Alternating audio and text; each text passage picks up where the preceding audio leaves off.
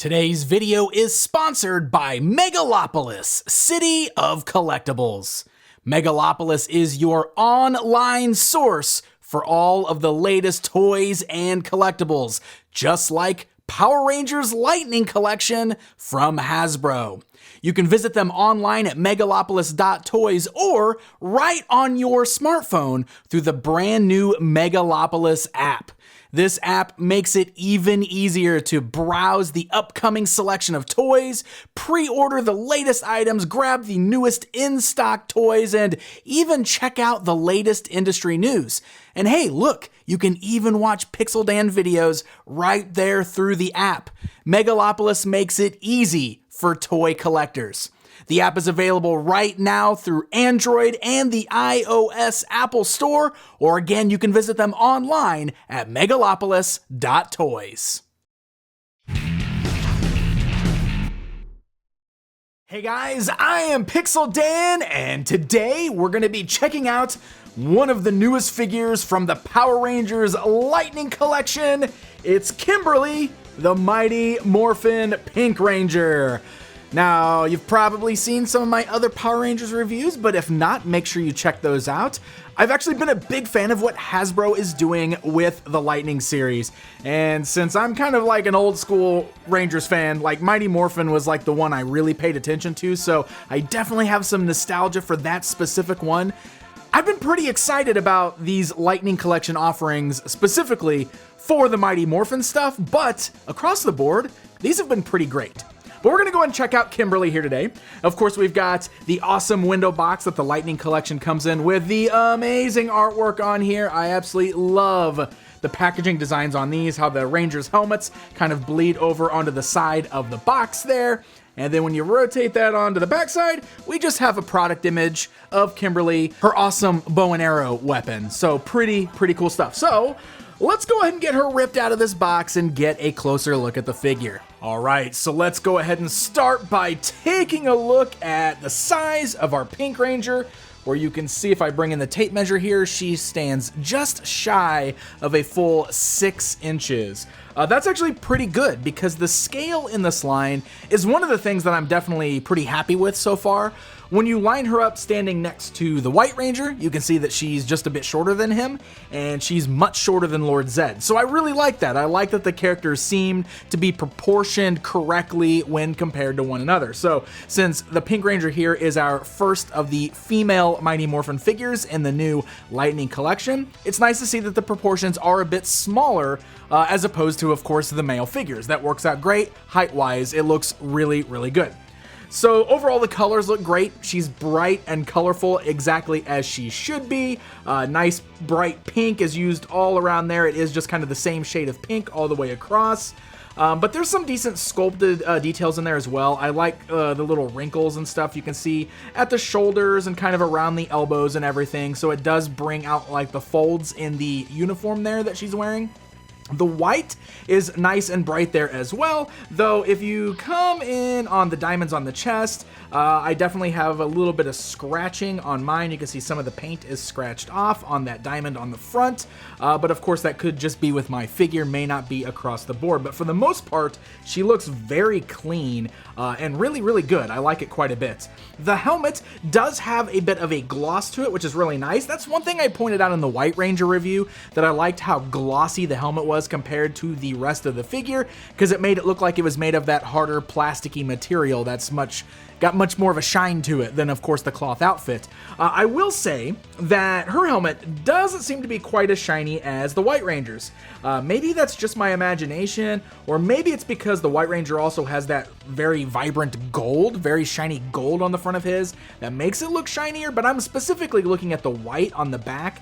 I don't know, it doesn't seem quite as glossy on the Pink Ranger there, so I'm not sure if the material's a little bit different or not. She does have nice shiny silver there on the mouth. You can see the little green eyes are painted on the pterodactyl on the top of the helmet, which is a really nice touch.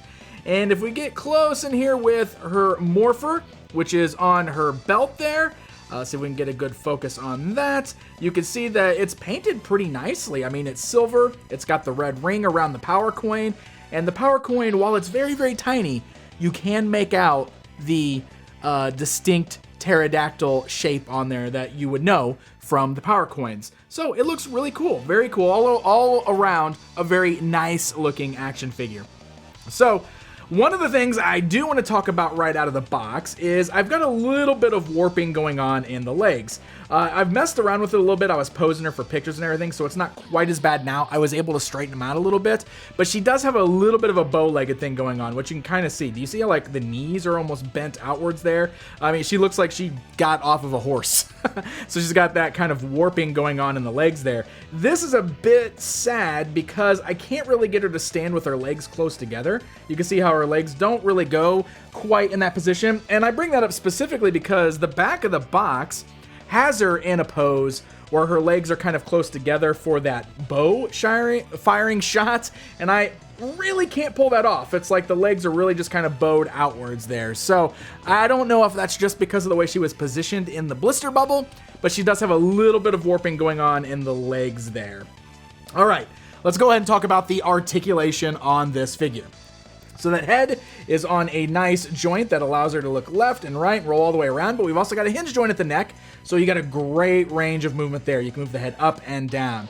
We got real great joints there at the shoulder, so you can see not only do we have the regular like ball hinges there, we've also kind of got that extra joint there in the shoulder. So look at that, the entire arm can move forwards and backwards there, which is really nice. You can also swivel that there as well. We got a nice single joint at the elbow, but it's got a good range of motion there. You got swivels at the wrist and hinge joints in the wrist. We can rock the torso all the way around. There is a ball joint in there, so you can see how it kind of rolls around. Doesn't really, we can turn it side to side there, nothing at the waist.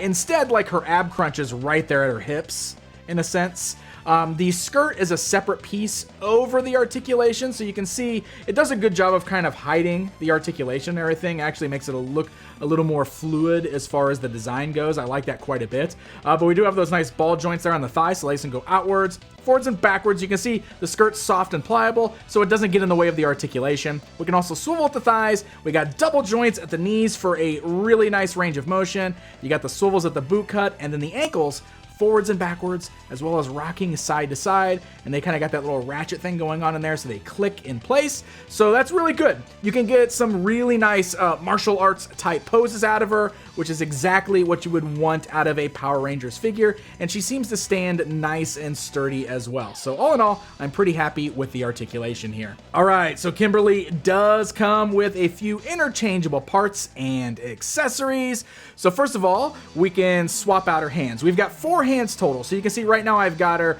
with kind of like that open palm hand and the closed fist on the left for some of your ranger poses. Her other pair of hands is specifically for holding on to her bow and arrow weapon. So here, if we pop the fist out, you can see it's like a nice long peg there. You give it a nice press, it clips it in place. It actually locks in nice and solid. You can see it actually takes some work to get the hands removed, but that's good because that way they're not just falling out real easy or anything like that. So there we go. Now we've got our hands positioned for holding on to the bow. So we can bring in the bow here. It's pretty nice. It's just a mostly solid white plastic. The only paint on there are these 2 red stripes. It is a nice, more firm plastic though. It's not gummy, which is good. You can also see it's got these little clips on the bottom. I assume that this is going to be to clip on the other Mighty Morphin's weapons so we can build out that like super weapon. That's what I'm assuming that that's for.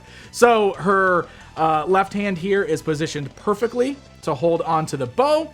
And then we do have a nice silver arrow here, which is really cool. She's got this little space right between her fingers there that the back of the arrow plugs into perfectly. Let me see, just like that.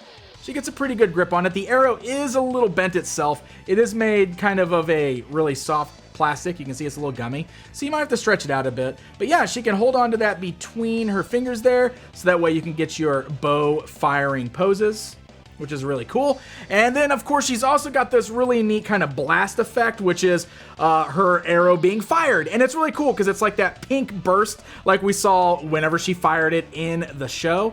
Now this is a little trickier because it doesn't have like a real specific spot I think that she needs to hold on to it.